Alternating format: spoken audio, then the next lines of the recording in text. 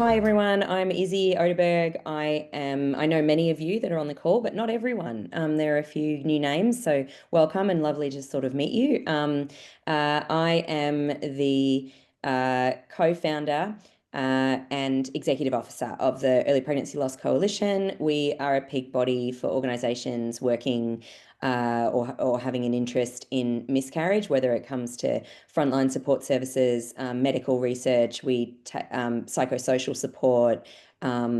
We are interested in including everyone in discussions and ways that we can collaborate.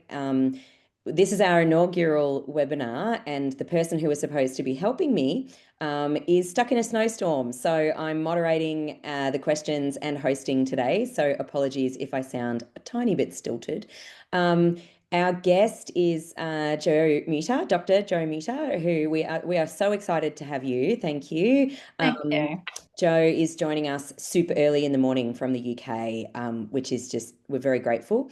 As you can all see, the webinar is being recorded. It will be available online, as well as hopefully a transcript.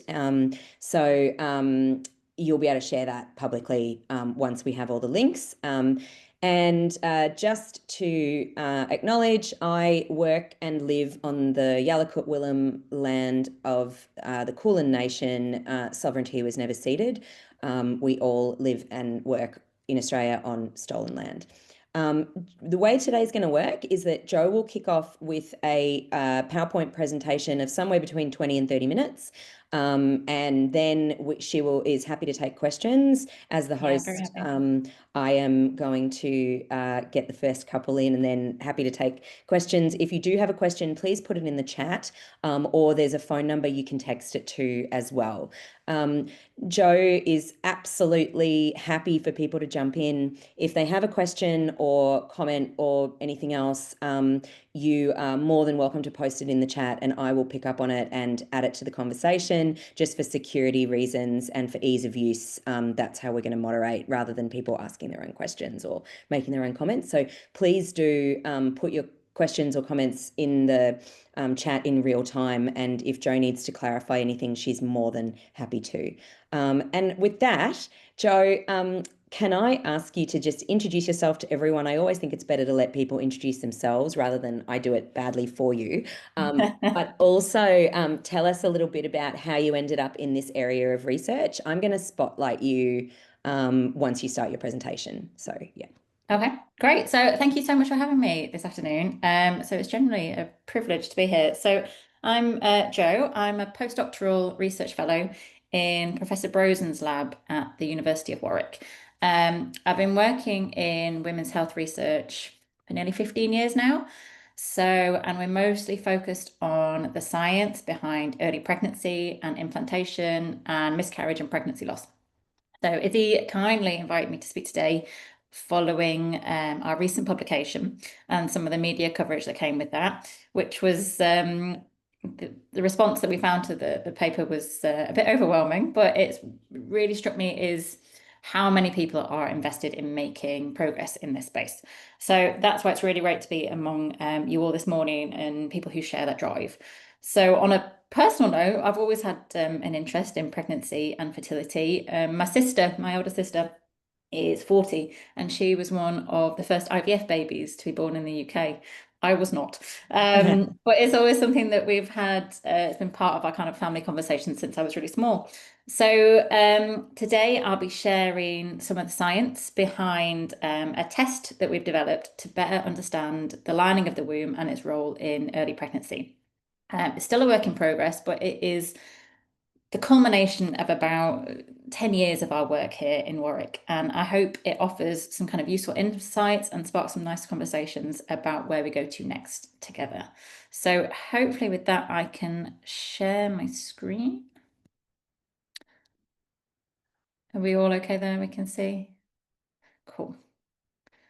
So just before I jump in, the University of Warwick is seeking patent protection for our biomarkers discussed in this presentation, but we've got no other conflicts of interest. There we go. So before I dive into the science, I just want to pause briefly on the scale of the issue that we're talking about. So globally, we have about 23 million pregnancies ending in loss each year. and that equates to roughly 1 in 4 pregnancies. So while it's described as common, it doesn't make it any less significant or easier to process. There we go. So in the UK, recurrent miscarriage is typically defined as 3 or more consecutive losses.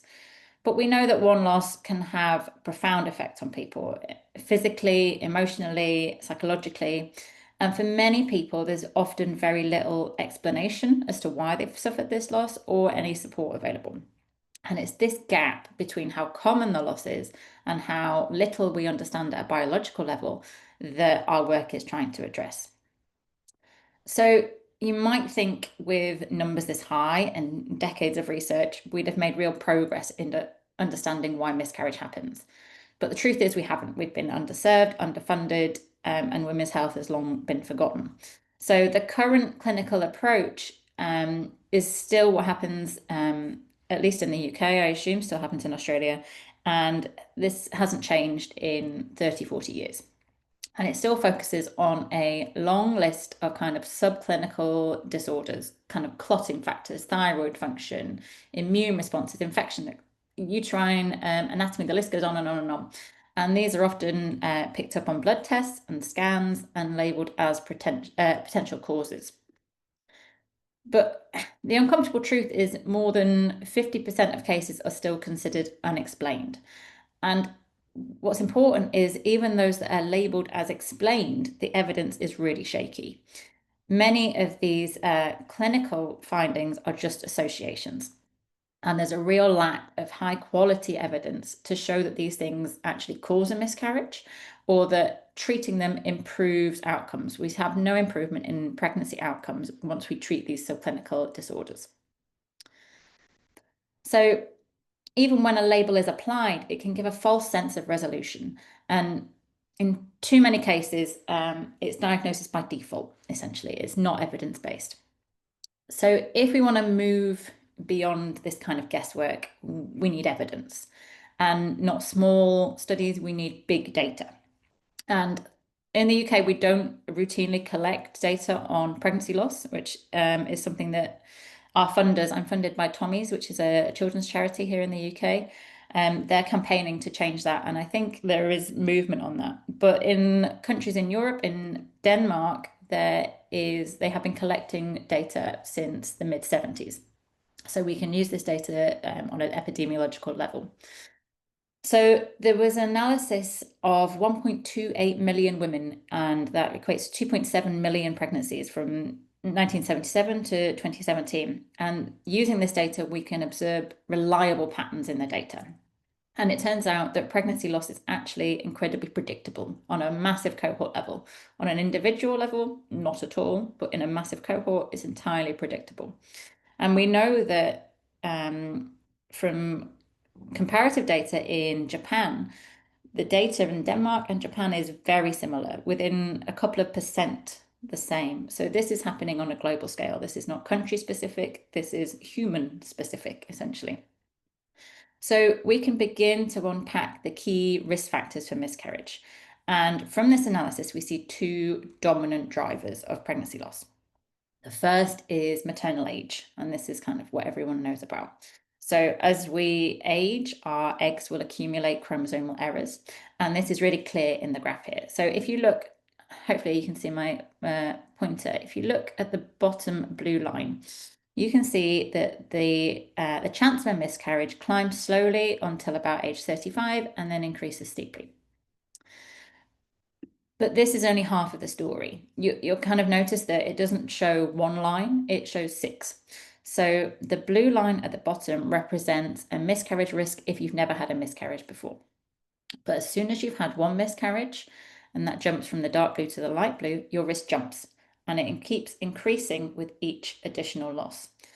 So the number of prior miscarriages is the second major risk factor, and this increase happens across all age groups. It's not just about aging eggs, something else is going on. So, but this is the other side of the story as well. We also see that in patients with a history of recurrent miscarriage, there is still a high cumulative birth rate. You see, women under the age of 35, even those who've had 5 prior losses, so this red line at the top, there's still over a 50% chance that their next pregnancy will result in a live birth. And that's extraordinary and incredibly important, because any test that we have, any explanation of this loss has to reflect this too. We can't just label patients as broken, essentially. It's nothing inherent. It has to account for the reality that most women with recurrent loss will go on to have a healthy baby without intervention. So we need to be able to explain both the losses and the successful pregnancies. And therefore, a useful test isn't just about detecting problems. It has to distinguish between dysfunction and transient issues. And it needs to be able to help us identify patients that would genuinely benefit from intervention, and those who are likely to conceive successfully with just time and support. So the hypothesis that we've landed on is quite simple, but it's quite powerful. So in a woman without a history of pregnancy loss, most of their menstrual cycles would be deemed as normal. A few might be off, but it's looking at probabilities, essentially. It's just a risk factor now. The likelihood that she will conceive in a normal cycle is higher. But we also see that miscarriage affects 1 in 4 pregnancies. So potentially it could be that 1 in 4 of your cycles would be deemed as abnormal. If you conceive in that cycle, then you may be more likely to suffer a miscarriage. But in our miscarriage patients, we think that maybe they have more cycles that would be deemed abnormal. And therefore, the chance that she would conceive in one of these abnormal cycles is higher too. But importantly, she still does have normal cycles. So if she conceives within this normal cycle, she may go on to have a successful pregnancy and succeed. And it all depends about in which cycle conception happens. And importantly, we believe that each miscarriage may drive further miscarriage. Each miscarriage may leave a kind of biological imprint on the endometrium, which will therefore reduce the number of healthy cycles going forward. And it creates this kind of feedback loop, which we see in this Danish data, that we see this stepwise pattern. The more miscarriages someone has, the more likely it is that their cycles are abnormal, the more likely it is to go on and have a further miscarriage. And it supports the idea that miscarriage isn't random. It kind of reflects a shift in the tissue function over time. So it could be a simple hypothesis that the frequency of normal cycles versus abnormal cycles is dysregulated in our recurrent miscarriage patients. So we need to be able to prove this. This is just a lovely hypothesis at this point in time. So we're specifically focused on the endometrium, which is the inner lining of the womb. It's a highly regenerative tissue. It's the only one in the body that is shed and rebuilt every month, and it grows faster than even the most aggressive cancers in our body. But that also creates a lot of challenges when you want to study it, right? So in other organs, we can just biopsy disease. So if you've got lung disease, liver disease, we just take a biopsy. We say, this is your healthy bit of tissue. This is the unhealthy bit of tissue. What's different? What can we look for? But following a miscarriage, we're always, 1, sampling the tissue after the event. And 2, we're sampling a tissue that is completely different to the tissue that was there during the miscarriage. So it's really tricky. It's also, the human endometrium's got to provide a bed for the embryos, and it needs to transform from a tissue that is there for 1 month into a tissue that can support a pregnancy for a whole 9 months. So it's amazing. And it's not static, it's incredibly dynamic, that it's under hormonal control. So it grows so fast during the first half of the cycle, and then needs to respond to progesterone in the second half of the cycle, and then break down all within a single month. And this means that gene expression and how the tissue functions needs to change every single day. So when we talk about studying this tissue, we're not looking at something stable. We're trying to kind of capture a moving target in real time, and it causes a lot of issues. And I think this is what's held back the field for quite a long time, I must admit.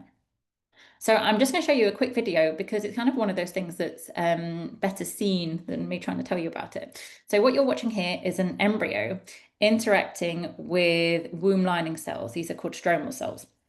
And hopefully you'll notice that this isn't a passive process. You can watch the stromal cells along the bottom kind of reach out. They literally grow up to the embryo and grab it and pull it in. It's not this kind of landing pad. It's not just waiting for the embryo to drop on. It's actively going up and grabbing it. So our key challenge is we need to understand how the endometrium transforms from this cycling tissue that grows and sheds and grows and sheds into one that can support an embryo for 9 months, essentially. So, oh gosh, we want to know can we observe defects in the lining of the womb in our recurrent miscarriage patients?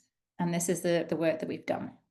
So this is a beautiful cross-section of the endometrium. So every blue or brown dot is a single cell.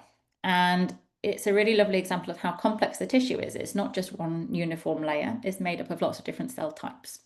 At the top here is the luminal epithelium. This is like the front line. So this is the first thing that the embryo will encounter.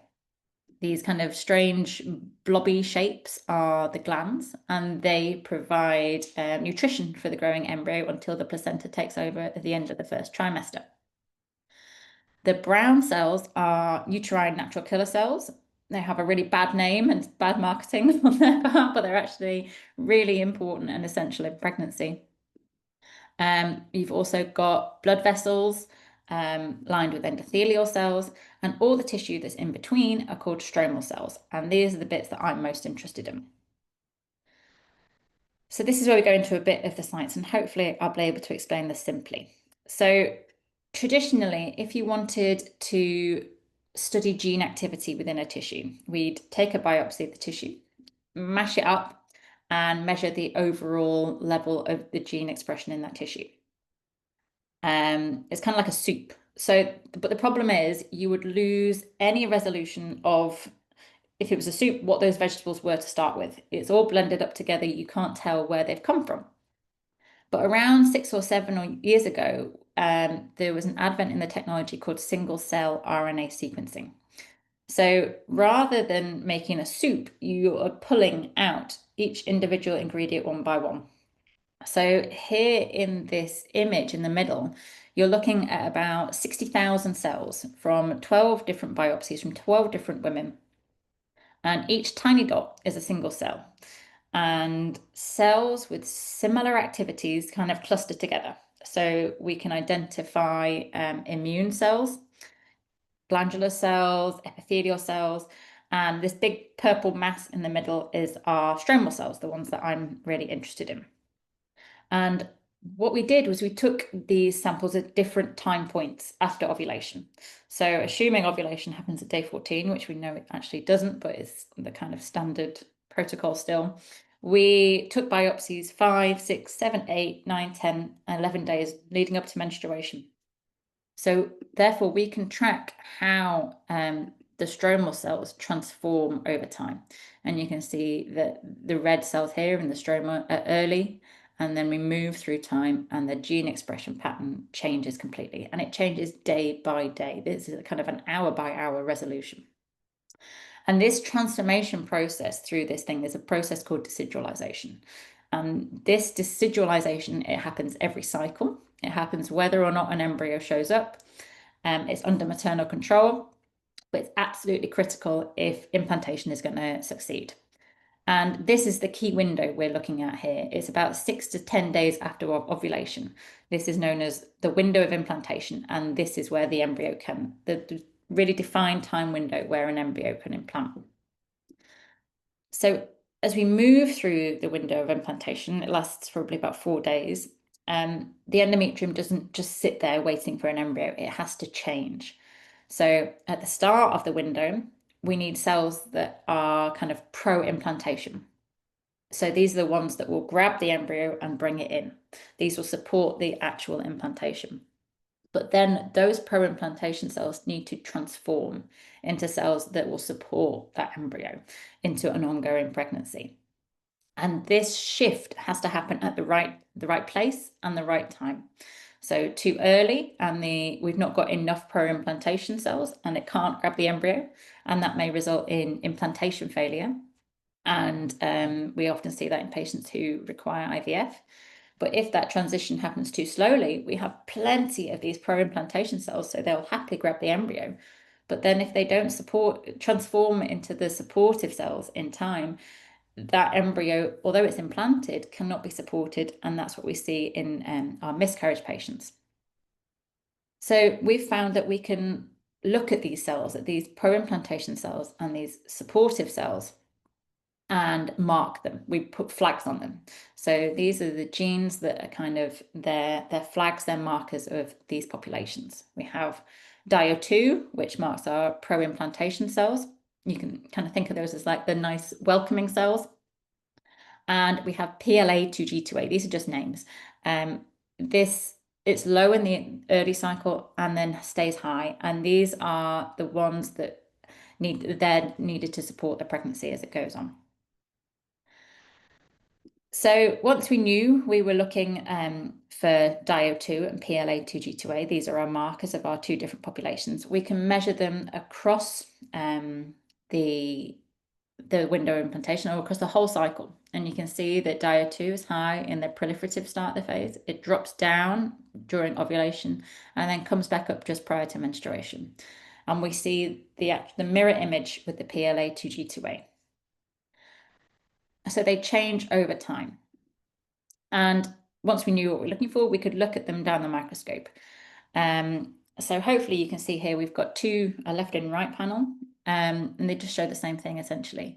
So again, we have a section of the endometrium with the luminal epithelium at the top. So this is the top of the endometrium, the womb lining. And hopefully you can see just underneath you have this kind of thin sheet of this blue cells. So these are our welcoming cells that grab the embryo and pull it in. And deeper down in the tissue, we have more of these pink cells. And these are our supportive cells that support the pregnancy for the full 9 months. And we need that spatial organization and the temporal organization. So it's over both space and through time. And on the right, it's exactly the same again, but just in a fluorescence version, which looks really pretty. So the DIO2 are now the pink cells just underneath the edge, and the PLA are the green cells deeper down in the tissue. So, as I mentioned earlier, one of the biggest challenges with studying the womb lining is how it changes over time. So these biomarkers don't stay still over time. Their expression levels will vary day by day. So that means if I want to compare patients properly, I can't just lump everybody together. A DIO2 score of, say, 1.5 might be completely normal at day 6. It's right in the middle of the range. But that same level is really high by the time you've got to day 10. So to get around this, we need, again, big numbers. And we've been incredibly lucky at Professor Brosen's group here in Warwick. He runs a dedicated implantation clinic for patients all around the UK. They travel from far and wide to come to our clinic here. And we take biopsies from this woman. And that means that we can measure these expression profiles in over 1,000 biopsies. And so we were able to build kind of custom reference ranges, just like a normal kind of blood test, but we're doing it for every day of the implantation window from day 6 all the way to day 11. And this is based on over 1,000 different biopsies. So when we can say that someone is low or high for these two different populations of cells, we're not guessing, we're kind of benchmarking them against day-specific reference data. And this is what's really novel for our endometrial test. So here is the key result, essentially. We measured these biomarkers in 663 endometrial biopsies using specific day reference ranges. And then we're able to calculate a single stromal score out of 100. And this is what we call the percentile. And we define a score below the 25th percentile as abnormal. So this is a sign that the decidualization, the cellular transformation from implantation to pregnancy support hasn't happened as it should. Now, when we applied this to women with differing numbers of pregnancy losses, either 0, 1, 2, 3, 4, or 5 or more, here's the key point. the likelihood of having this test result increases stepwise with each additional previous miscarriage. And this reflects exactly the same pattern that we saw in the Danish data. So each additional miscarriage increases the risk of another miscarriage. So this maps on to what we see in the clinic in our patients. And this is a real first. It mirrors the epidemiological risk. It gives us biological insight into what's happening, and therefore it will open the door to targeted interventions in the future. So from the last slide, we've shown that our test can help explain why someone might have had a miscarriage in the past. But of course, the next question patients are going to ask is, what's going to happen next? Am I going to have another miscarriage? And to answer that, we need to understand how stable these signals are across cycles. We know that the endometrium is shed. So how do we know that from one cycle to the next, that makes any difference? So then to look at that, we looked at 478 women who have had 2 biopsies, so each taken a different cycle. Most were within 3 months of each other, but some were as far apart as 47 menstrual cycles apart. And this let us test whether the woman's womb lining behaves consistently or whether things fluctuate from cycle to cycle. So what did we find? We found that if a woman had a low score below the 25th percentile in her first biopsy, half of those women also had a low score in their second cycle. And this tells us that for many women, this problem persists across cycles. And on the other hand, if a woman had a high score above the 75th percentile, nearly 40% also stayed high in their second biopsy. So we're seeing some consistency, especially at the extremities. So there is variability between cycles, but one cycle's profile gives us a meaning indication of what the next cycle may look like. And that's important because it means that the test doesn't just explain what's happened in the past, but it can also help us inform what to do next. And we also wanted to test whether these markers, these genetic flags, could predict the future, specifically the outcome of the next pregnancy. So in order to do this, we took biopsies from 261 further women, and we followed them up to see what happens. So of these women, 177 went on to have a live birth, while 84 of them sadly experienced another miscarriage. So if we look at all of these women, and we say, what happens if you've had this abnormal test result, so below 25th percentile? These have an odds ratio of 0.52 for live birth, and that means they are nearly twice as likely to miscarry as women with higher test results. But we know from just general things that not all miscarriages are due to problems with the womb. There are also the chromosomal errors with the embryo. So this is what we call aneuploid losses. And this was confirmed in the miscarriage patients. We confirmed aneuploid loss. So this is where the embryo has chromosomal errors in 18 women. And we know that those embryos were never going to be viable. So we knew that the miscarriage wasn't about the endometrium, that was contributed for by the embryo. So if we remove those women, the signal becomes even stronger. So this means that women with a test result in the lowest 25% had 2.5 times more likely to miscarry, even so when the embryo was genetically normal or we didn't know the status. So this is really important because this is the first time that we've shown that a test based on the womb lining and not the embryo can help to predict the risk of a future miscarriage. And it gives doctors something to act on. Before we wrap up, this isn't the whole story. This is my favorite part of the story and hopefully the most important. But as I showed you with that beautiful cross section, the womb lining isn't just made up of stromal cells. And that's what I focused on today, but it's also made up of glandular cells, immune cells, uterine natural killer cells.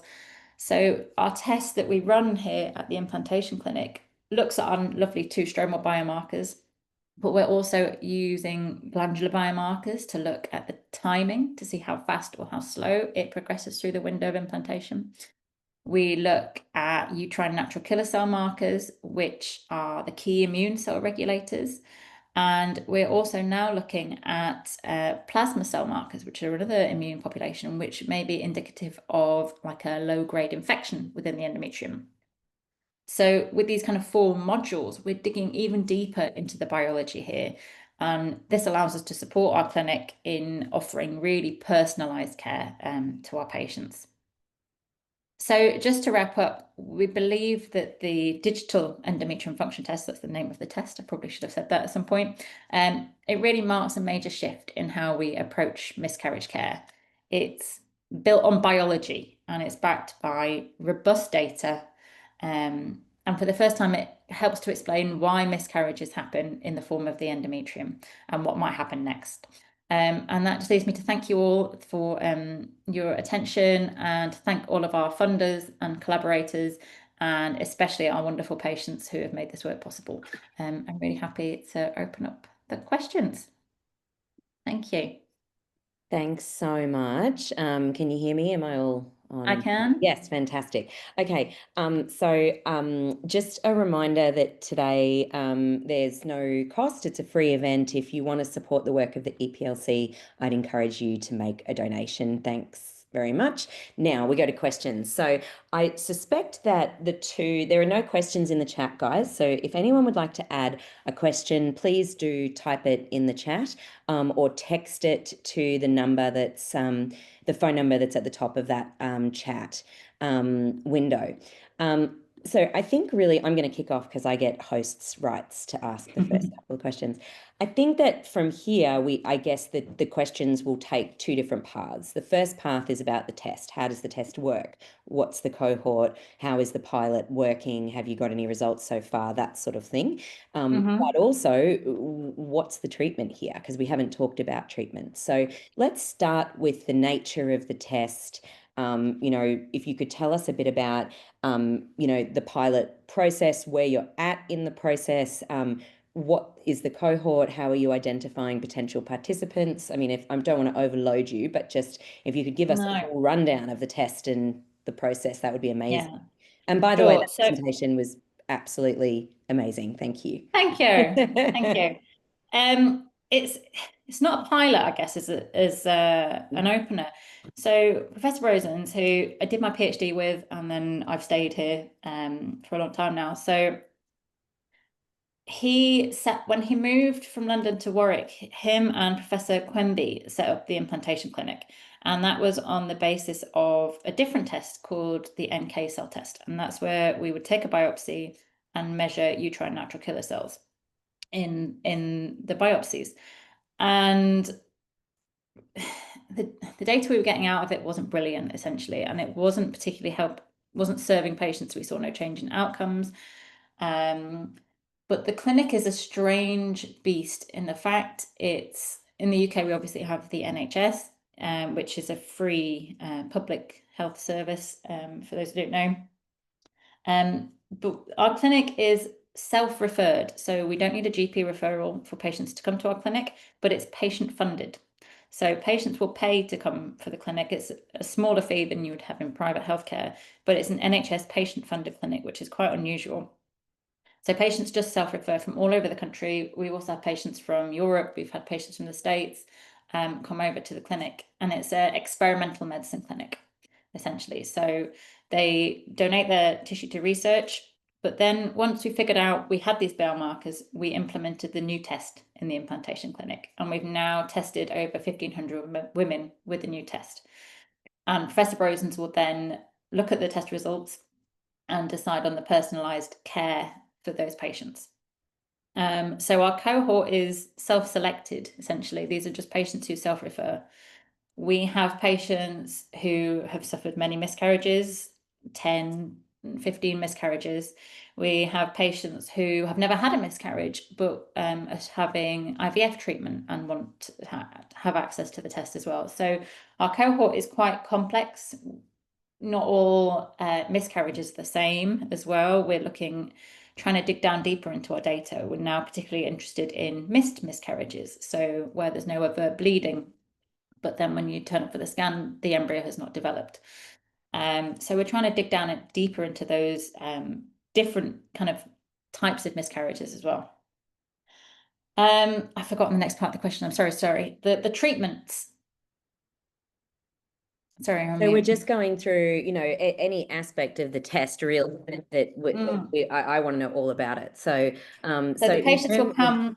yeah, sorry. Yeah, they'll come in and they will have a blood test first with our wonderful nurses and research midwives. They will just do a blood test for standard hormones. So we look at progesterone, estradiol, and thyroid hormone. We take height, we take weight. The doctor will take their patient history. I'm not a clinician myself, so I don't see the patients. I'm just the scientist in the background. And then they will have a womb biopsy. So this is a Pipelle biopsy. It's like a straw type thing that goes up through the vagina, through the cervix into the womb, and we'll take a biopsy. And then the biopsy comes back to me in the lab, where I will then digest the tissue, extract the RNA, and then we will measure these. We now have 8 biomarkers that we measure by a PCR test, so just like an old COVID kind of PCR test in the lab, and those patients will have the results 2 to 3 weeks after their biopsy. So that's what they come for. And what we see with a lot of our patients is that sometimes they're quite relieved to have an abnormal test result, which always strikes me as being strange, but also incredibly understandable, is they've gone through so much, so many blood tests, so many investigations, and they found everything is normal. So in a way, they're quite relieved when they're told that this is picking up something, or they're also relieved when it finds that everything's normal, and we can say we're not over treating our patients. Essentially, we're not saying take this and it'll all be okay. We're saying there's nothing to suggest that the womb lining is the cause of your miscarriages here, and I think that can also be quite comforting to patients. So one of the doctors has also said it. He likes using our test. He refers patients to come to our clinic because it's not always abnormal. I think a lot of patients, they have these blood tests and it picks up these strange subclinical disorders that there's no evidence for fixing those will cause an improvement in outcome. We can't say that our test is and our treatments that are still quite early days is causing an improvement in outcomes. We haven't quite got that data yet, but we are collecting it. We've been doing the digital endometrium function test since 2022 now. So when we're following up these patients to see what happens next.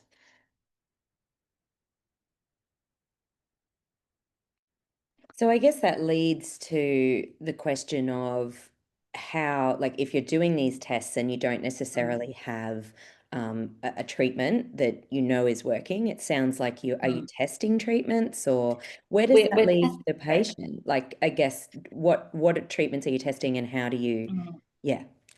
So the treatment, there was a pilot study done on 30 women a few years back, probably about 5 years ago, on a repurposed drug called sitagliptin.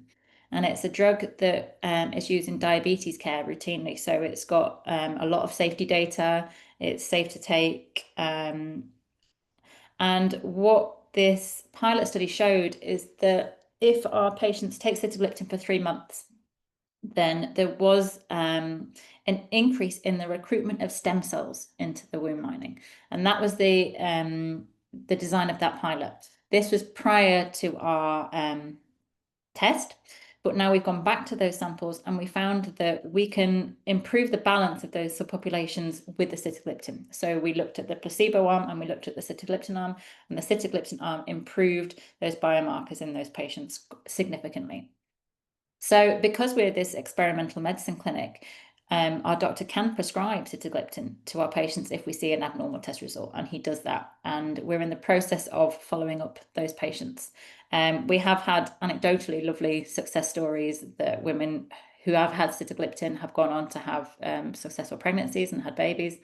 We are following that up, but we're also following up lots of other drug treatments. The issue with drugs is there is so little data on taking any drugs in pregnancy, and that was kind of borne out in the COVID era, that everyone was umming and ahhing whether pregnant women can have the vaccine or not. So we need to address that medical gap. But what we are looking to do, instead of finding new drugs, we're trying to repurpose old drugs with known safety data. So we know that these drugs are safe for women to take.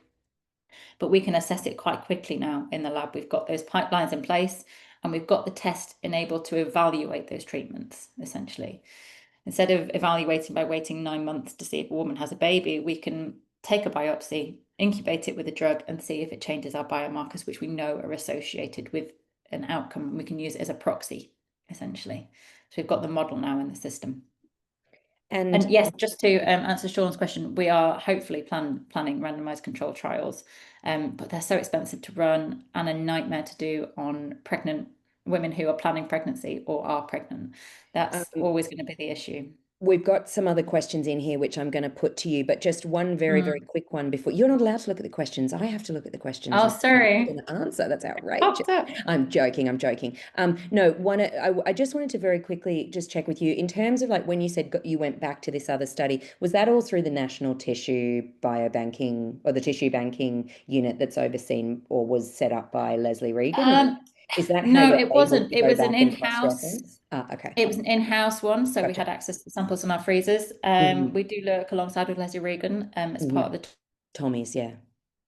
She's part of the Tommy's centre here, but no, this was an in-house one, so we Okay, could yeah. go back to our old No, samples. I was just interested in the cross-reference. Okay, so I'm just quickly going to run through some of these questions. Mark, I can see your question. It's quite a general one. I would love to provide you with some information offline for that question, and I have your email address and I will be in touch.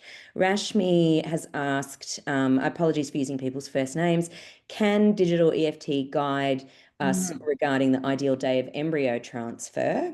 And on which day of the cycle would you do the Pipelle biopsy?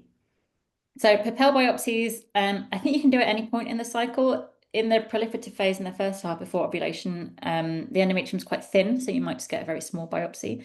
All our biopsies are taken 6 to 10 days after a positive home ovulation test that are taken by our patients. So that's when we do the biopsy. In terms of embryo transfer, there was a test that was commercially available for a long time called the ERA test, endometrial receptivity array. And this was designed essentially to look at, to guide embryo transfer days. This has largely been debunked now, and we have something called the human HFEA. It's our regulatory body here in the UK, and they provide like a traffic light system for these kind of IVF add-ons essentially. And the ERA test is now red traffic light, so it's showing that it could actually do more harm than good. Trying to guide this embryo transfer on a specific day. Our test, we don't say it can do that because we don't think it's quite right. But we do see that in our miscarriage patients that their transformation from this kind of welcoming state to the supportive state is too slow. It's got too many cells that are helping to grab the embryo, but then they don't transform in time to support that pregnancy. And therefore, the tissue is not strong enough to maintain the pregnancy, and we have the miscarriage. Whereas in our implantation failure, so the ones who struggled to get pregnant, that transition happens too fast. So they don't have enough cells to grab the embryos. They've already gone to the supportive stage and they've missed the window in which to grab the embryo. So there is a lot to do with timing. So I think potentially as we move forward, we need to understand that more. But at the minute, it's not something we use for guiding embryo transfer. The next question is from Dee. Hi, Dee, one of our policy advisors. Do the clinicians have access to your results, and are these results correlated with the usual miscarriage workup and findings? So this would relate, I think, specifically to the implantation clinic. Yeah, so the implantation clinic is run by Professor Brosens. So he has consultations with the patients. Quite often, IVF clinics will refer patients to him. So the results are all available to Professor Brosens, and he will write a clinic report letter. And then that can go to the clinician who has referred it, goes to the patient, but they can also share it with their doctor. In terms of the clinic, because of the publicity and it's just essentially one doctor and one postdoc, we've actually had to close the clinic or put it on hold while we work through the backlog of patients. We've got a wait list of 8 months at the minute. And we've just got more and more patients registering because it's self-referral. So we've had to close our books at the minute, which is really sad because obviously the media generated so much interest that we've just been overwhelmed and we can't support all of it. We're in a stage where we're trying to make this commercially available instead of, we'd love to get this in the NHS, but they don't have the money. Essentially, they won't pay for it. So what we're hoping to do is form a spin-out company from the university, make this commercially available. And then once we have more evidence, we can go back to the NHS and say, you need to make this available to our patients nationwide. Do you have any sort of preconceived notion of which patients or need it? Or, I mean, at the moment, it's anyone who can afford it, but would you be looking at patients who've already had a number of, well, who would qualify in a recurrent miscarriage? Or is there any ideas about how you would, I would like it to go to miscarriage patients priority because they are so underserved, I think. But the notion of having to suffer 3 miscarriages before you're allowed treatment is dreadful. I hate it. And it's so unscientific as well. We know that each miscarriage increases the likelihood of another miscarriage. Why are we waiting for 3 miscarriages in order to treat our patients when we know that their risk is already increased? It's like waiting for someone to have 3 heart attacks before allowing them any investigations. Sorry, I get really cross about this. no, please. So I think this should be part of routine care after a single miscarriage. And we can say, okay, no, your endometrium looks fine, just and then offer the patient the support and the guidance through it, but maybe no clinical treatment. We don't want to overtreat our patients. But the patients where we can show they're at more risk, we need to target the treatment to those patients. And it's scientifically sound. I think for so long it's just been incredibly wishy-washy because it's women, and essentially we should be happy from what we get. We've just requalified what recurrent miscarriage is in Australia, so we definitely, I certainly agree with you. Our next question is from Sarah Robertson, who, again, one of our amazing policy advisors. On the basis of the current parameters you measure, can you really be certain that there is no problem with the womb lining? How about other molecular or cellular components that you aren't measuring? That was a tongue twister. There you go. Thank you. That is a great question. Yeah. Yeah, well, now, because I just presented the data on the stromal cells, so they make up the bulk of the endometrium, the womb lining there. So that's what we're reporting on majorly, but we are looking at the glands.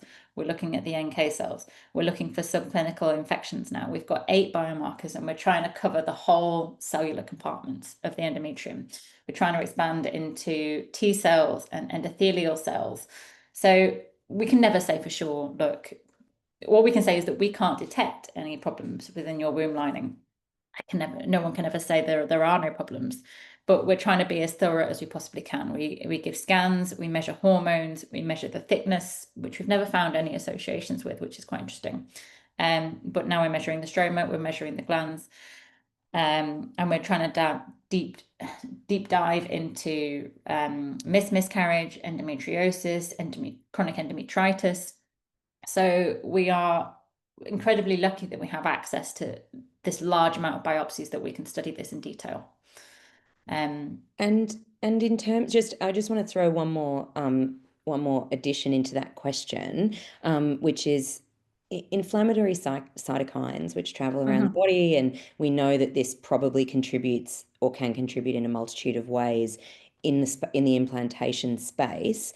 Where is that in your work and in your research and the research that's being undertaken by your peers at Warwick?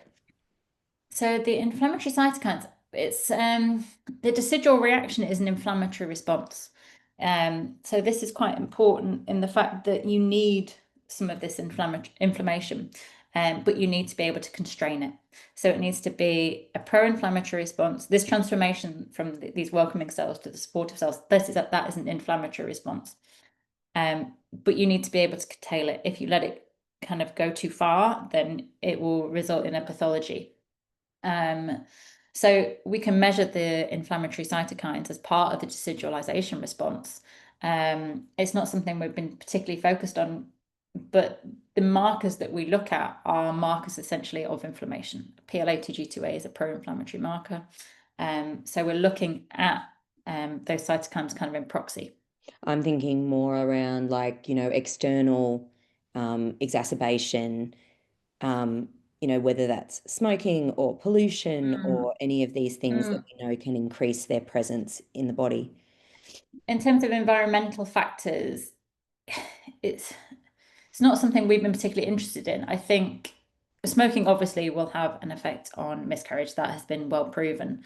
And we see in terms of patient BMI, we see increases in an abnormal test result with an increasing patient BMI. Um, and we think that that could be to do with kind of low-grade inflammation systemically across the body. In terms of environment and pollution, I think what has been one of the issues in women's health research is that we've been looking at these subclinical disorders, essentially like vitamin D deficiency. How much coffee are you drinking? Foods are you eating? And one, I don't think it's backed by science. And two, I think it's patient blaming. Like you've done something wrong to cause this miscarriage. It's not, it's baked into your biology. It's the womb has got to serve two functions. It's got to provide the bed, but it's also got to, we think it senses, and we've got a lot of evidence to show this, it senses the quality of the embryo. So if it detects an embryo, because human embryos are incredibly diverse in their quality, um, it's got to be able to sense a high quality embryo and support it. But if it senses a low quality embryo, it's got to prevent maternal investment essentially and lead to kind of a bleeding like process of menstruation and not support that embryo. So miscarriage is it's kind of when that process goes wrong. You've selected an embryo that could be of poorer quality, or it could be that the tissue is not ready. So I think I think air pollution is going to be a bigger thing, especially as we move forward. But these kind of coffee, vitamin D, those kind of things, I don't think they're as important, and I don't think they're driving the majority of miscarriages. Thank you. We've got another question from Julia Goff. The drug you mentioned, sitagliptin, Mm. um, uh, what dose do you give patients and how long are they required to take it for? I'd love to be able to tell the dose. I don't know, I'm afraid. I'm not the ordering clinician. I don't know what the Maybe prescription we is. need I a know bit of it's for three follow-up on months. this. Yeah, I can find out the answer for that from Professor Brosens. It's for 3 months, but I'm not sure of the dose, I'm afraid. I'd have to look it up. Are there any other questions? If you've got another question, please do put it in the chat. And I guess I wanted to ask you as well about what other research is coming down the pipeline from the Tommy's team. And we have some fantastic researchers working in Australia, on especially on endometrial No, it's in great. the endometrial space, but I'd love to hear Mm. a bit about what you've got coming down the pipeline. Are you able to give us a little tiny insight? We're not looking for Little numbers, preview. just So one of our fab PhD students, she's called Maria, she's from Spain, and oh, she's amazing. She's very computationally based, lots of coding, which is beyond my remit, I must say. Um, she is looking at the embryo and endometrium interactions and how they talk to each other and how the embryo can sense the quality of the embryo. And oh, it's absolutely amazing what she's able to do. She can look at the genetic crosstalk between them, code it all. And we've got a wonderful new piece of kit here called the Zero machine. So we can take the endometrium biopsy and suspend it.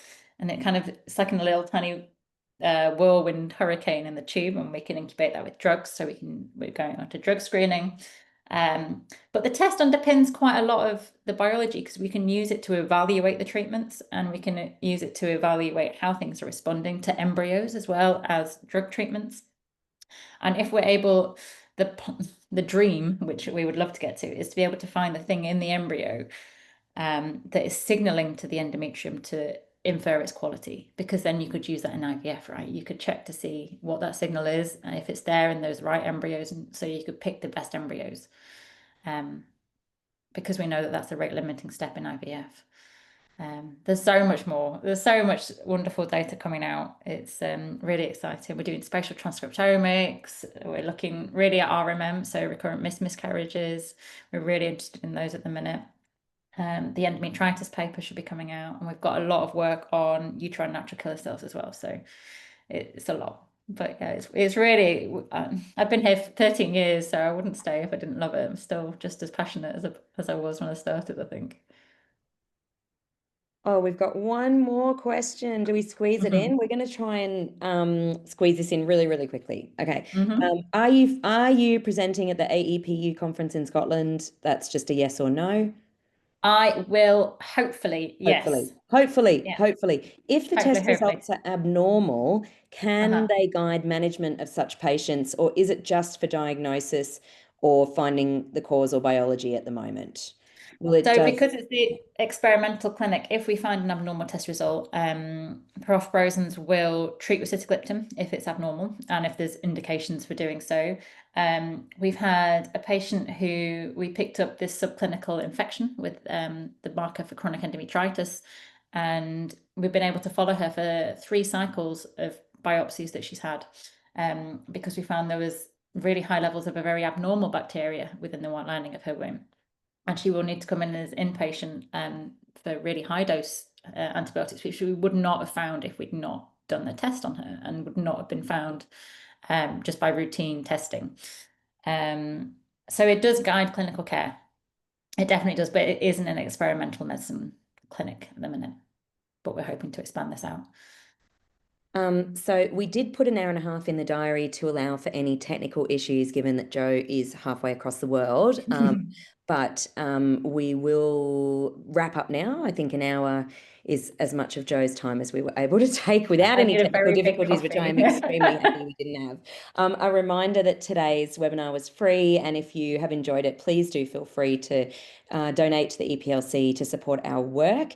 Joe, that was amazing. I learned so much, and we've had just phenomenal messages flooding in, just saying Thank you how so much for fantastic inviting your work me. is and how amazing the presentation was. So, Oh, thank thank you. you so much, and No, we thank will you for make this having me. I video. really enjoyed it this morning. Absolute pleasure, and we will make this video freely publicly available. So, yes. Thank you so much again, and thank you Thank to you. everyone for joining. And we do intend to have more webinars in future. Thank you, Hopefully, they're all as everybody. brilliant as Joe. Oh, good. Thank you. I'm glad you enjoyed it. Thank you. Thanks all.